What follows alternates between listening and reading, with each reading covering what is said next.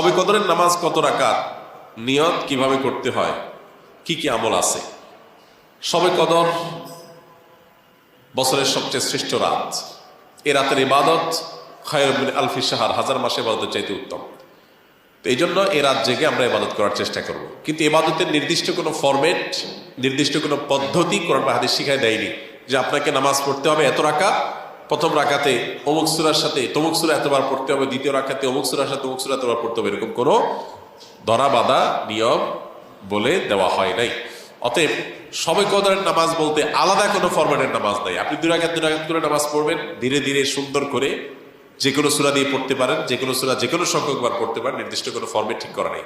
শবে কদর উপলক্ষে একটা জিনিস শুধুমাত্র হাদিসে শেখানো আছে, এটা হলো একটা দোয়া, আল্লাহুম্মা ইন্নাকা আফুউন তুহিব্বুল আফওয়া ফাফু আন্নি। আল্লাহ আপনি ক্ষমাশীল, ক্ষমাকে পছন্দ করেন, আমাকে ক্ষমা করে দিন। এর বাইরে শবে কদরের নামাজ বলতে আলাদা নিয়মের কোনো নামাজ নাই।